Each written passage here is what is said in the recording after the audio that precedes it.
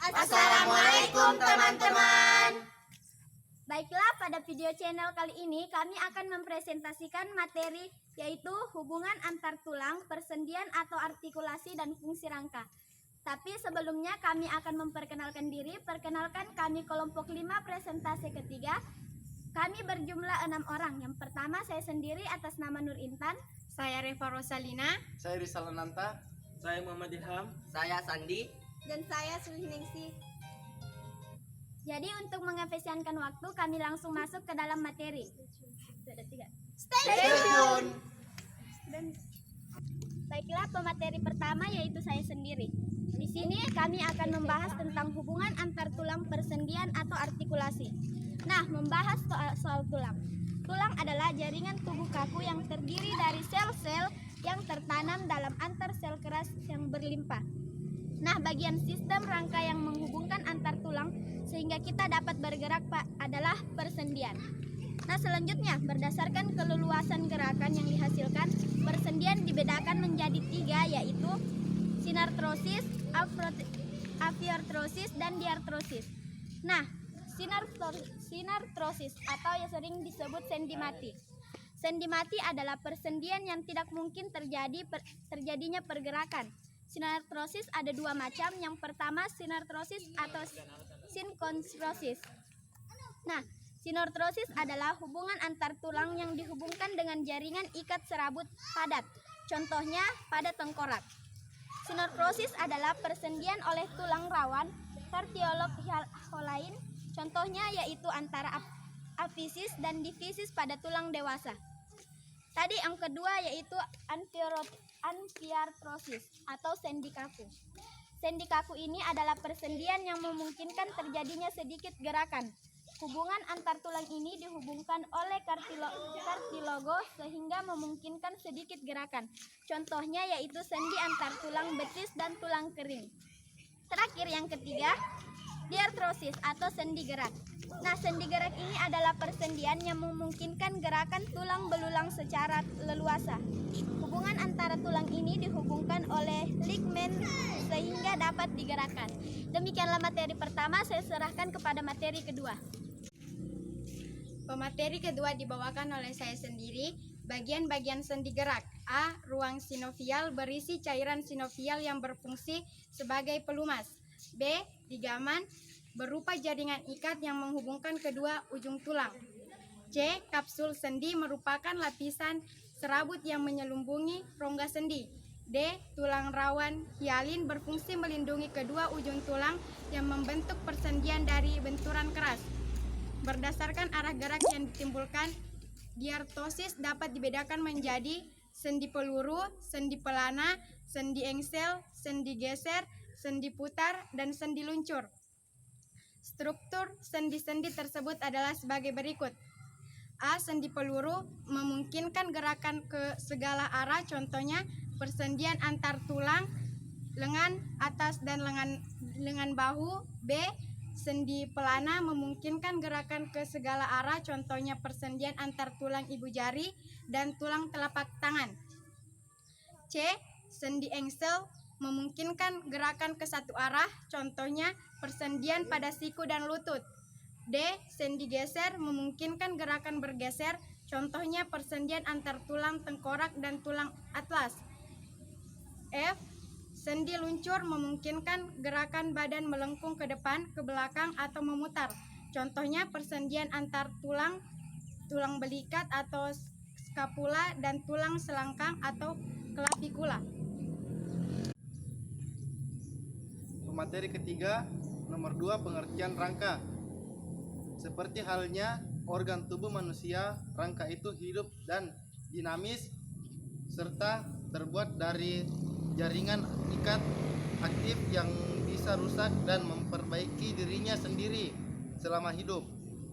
Bahkan setiap 7-10 tahun, tulang-tulang tubuh kamu bakal sepenuhnya berbeda.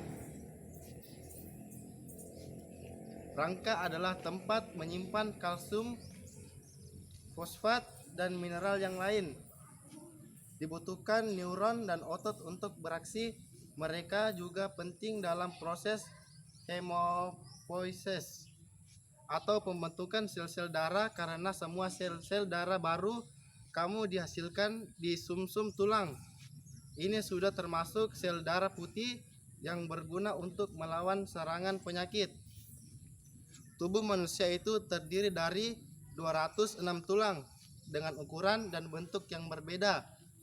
Mulai dari yang paling kecil seperti tulang sanggurdi atau stapes yang ada di bagian dalam telinga kita, sampai tulang yang paling besar yaitu tulang paha atau tulang femur. Fungsi rangka.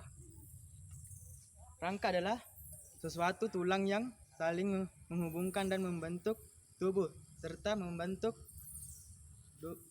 dongkan fungsi bagi makhluk hidup dan berfungsi untuk melindungi organ penting sebagai alat gerak seperti tempat daging dan otot dalam mengangkat tubuh. Adapun fungsi-fungsi rangka adalah sebagai berikut. Bagian A, menegakkan dan menopang badan, misalnya tulang-tulang menumput dan tulang paha. Bagian B, melindungi bagian-bagian tubuh yang lunak dan penting, misalnya tengkorak, melindungi otot. Pemateri kelima dibawakan oleh saya sendiri. Saya akan melanjutkan materi dari Muhammad Ilham. Keempat, jenis rangka. A. Rangka aksial. Rangka aksial merupakan rangka yang letaknya di bagian tengah tubuh, meliputi tulang tengkorak, tulang dada, tulang rusuk atau iga, dan tulang belakang. Rangka aksial merupakan fondasi tubuh. Mereka membawa dan melindungi bagian tubuh kita yang lain seperti organ-organ di dalam tubuh kita. Rangka aksial bisa dilihat pada gambar berikut. Kedua, rangka apendikuler. Jadi rangka apendikuler ini adalah rangka yang menghubungkan tangan dan kaki dengan rangka aksial yang termasuk rangka apendikuler. Misalnya pelvis atau tulang belikat. Rangka apendikuler yang membantu kita untuk bergerak karena fungsi-fungsinya berbeda. Bentuk dan ukuran tulang di tubuh manusia itu ada bermacam-macam jenis. Rangka apendikuler bisa terlihat pada gambar di bawah saya. Selanjutnya ada tulang pipa. Tulang pipa bisa dilihat pada gambar di samping saya. Tulang pipa disebut juga tulang panjang, berbentuk seperti pipa. Panjang tulangnya lebih besar dan lebar. Contohnya adalah tulang tibia dan tulang kering yang ada di kaki. Selanjutnya ada tulang pendek, bisa dilihat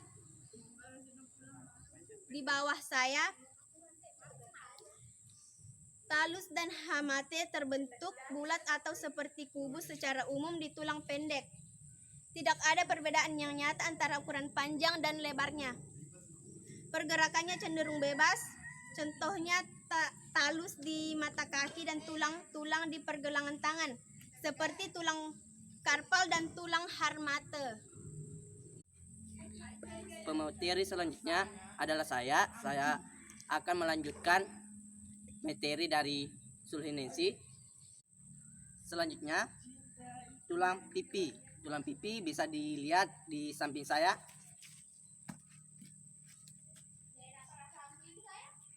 Tulang pipi merupakan tulang dengan bentuk lempengan pipi yang lebar, berfungsi untuk melindungi struktur tubuh yang ada di bawahnya.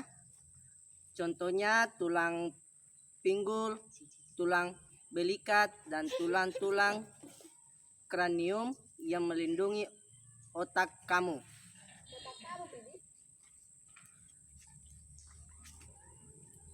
Selanjutnya, tulang tidak beraturan. Tulang tidak beraturan bisa dilihat di samping saya.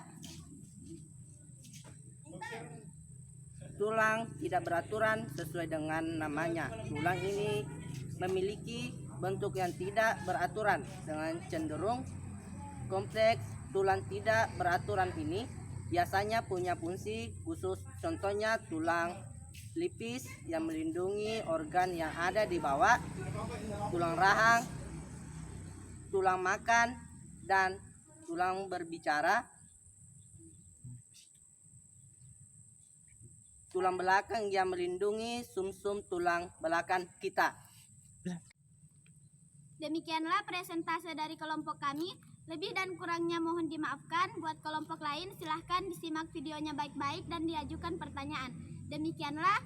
Jangan lupa like, Komen, and subscribe. See you next